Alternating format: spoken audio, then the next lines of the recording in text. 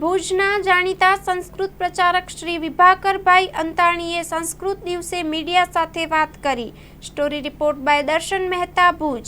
તારીખ 9ના રોજ રક્ષાબંધન દિવસે સંસ્કૃત દિવસની ઉજવણી થાય છે, ત્યારે કચ્છમાં સંસ્કૃત પાઠશાળાને 100 વર્ષને આરે પહોંચવાની તૈયારીમાં છે। ભુજ સ્વામિનારાયણ સંસ્કૃત પાઠશાળા છે, માજીબા પાઠશાળા પાટવાઈ નાકાની છે, તે ભુજમાં 1966થી આ ભારતીય સંસ્કૃત સેવા મંડળમાં ચાલે છે અને પેરિસ બેકરી પાસે પાઠશાળા ચાલે છે અને નાનીબા પાઠશાળા।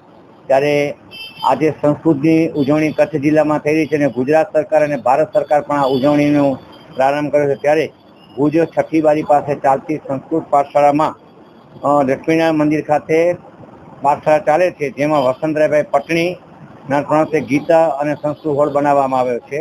પાઠશાળા 1966ની 14/5ના રોજ પ્રારંભ થયો છે।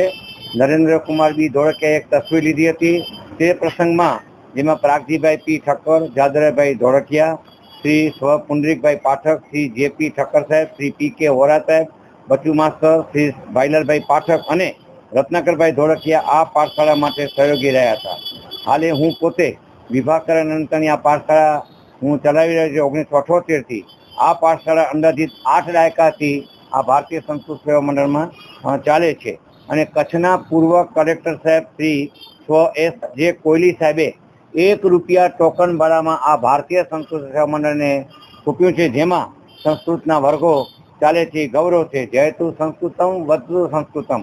બ્રજ ગુજરાત સંસ્કૃત પરિષદ તરફથી વર્ષમાં 2 વખત પરીક્ષાઓ લેવામાં આવે છે, જેમાં 500-600 વિદ્યાર્થીઓ, ગામડાના બાળકો પણ બેસે છે, હિન્દુ મુસ્લિમ પણ બાળકો બેસે છે। બહુ આનંદ છે અને બાળકોને દાતાઓ તરફથી સંસ્કૃતમાં બાળકોને પ્રોત્સાહિત કરવામાં આવે છે। વિદ્યાર્થીઓને શું અપીલ કરશો?